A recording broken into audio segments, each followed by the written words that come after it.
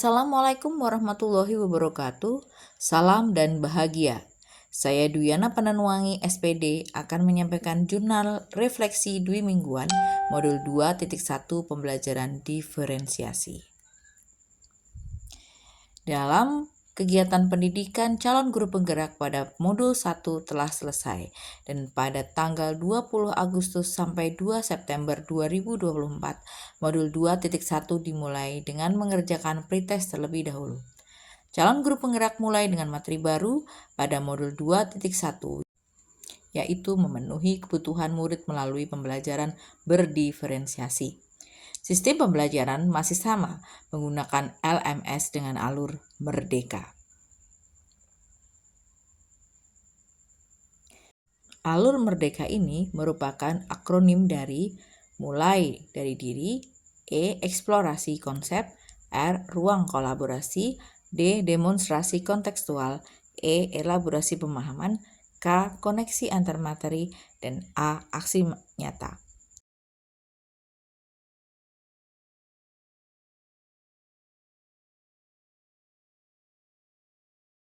Dalam jurnal ini, saya menggunakan model refleksi 4C. Jurnal refleksi yang saya gunakan ini dikembangkan oleh Richard, George, dan Morrison tahun 2011. 4C meliputi connection. Apa keterkaitan materi yang didapat dengan peran Anda sebagai calon guru penggerak? 2. Challenge. Adakah ide, materi, atau pendapat dari narasumber yang berbeda dari praktek yang Anda jalankan selama ini? 3. Konsep. Ceritakan konsep-konsep utama dan penting yang Anda pelajari untuk terus dibawa selama menjadi calon guru penggerak atau bahkan setelah menjadi guru penggerak. 4. Change. Apa perubahan dalam diri Anda lakukan setelah mendapatkan materi ini? Yang pertama, connection. Modul 2.1 mempelajari tentang memenuhi kebutuhan murid melalui pembelajaran berdiferensiasi. Seperti yang diungkapkan Tomlinson, pendidikan berdiferensiasi adalah usaha untuk menyesuaikan proses pembelajaran di kelas untuk memenuhi kebutuhan belajar setiap murid melalui pemetaan kesiapan, minat, dan profil belajar untuk implementasinya. Sementara peran saya sebagai calon guru penggerak adalah menjadi fasilitator bagi seluruh siswa sesuai dengan kodrat alam dan kodrat zaman, senantiasa mengarahkan ekosistem pembelajaran yang berpusat pada siswa dan mendukung siswa sesuai dengan potensi yang dia miliki.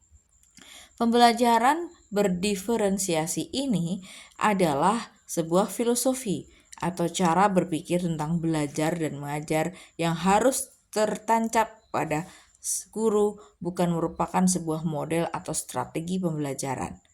Bahwa setiap anak itu unik dengan minat, kesiapan, dan profil belajarnya masing-masing, membuat guru harus memandang mereka dengan segala keunikan yang ada, agar mampu menjadi fasilitator yang dapat mengantarkan mereka sesuai dengan potensinya.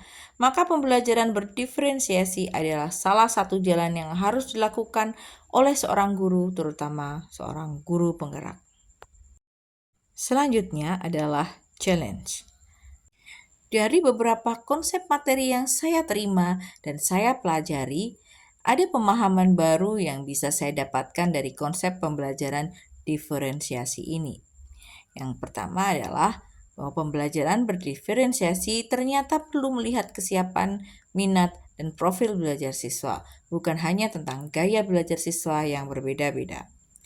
2. Pembelajaran diferensiasi merupakan sebuah filosofi atau cara berpikir dalam belajar dan mengajar, bukanlah sebuah strategi atau model pembelajaran.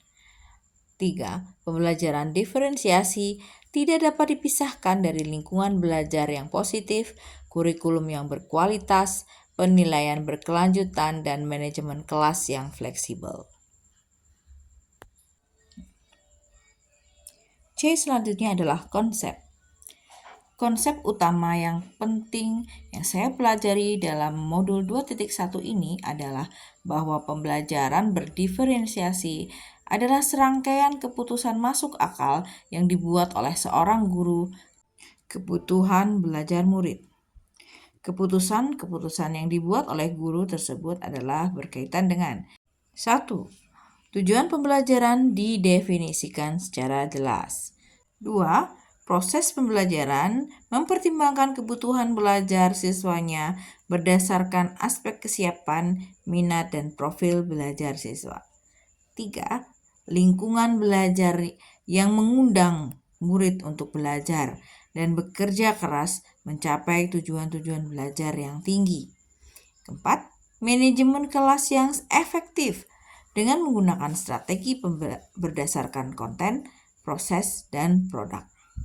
5. Penilaian yang berkelanjutan menggunakan assessment as for dan of learning. C selanjutnya adalah change.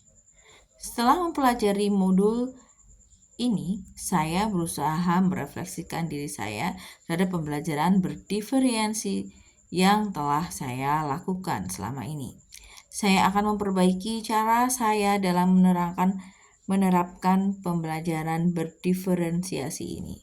Perubahan tersebut adalah sebagai berikut.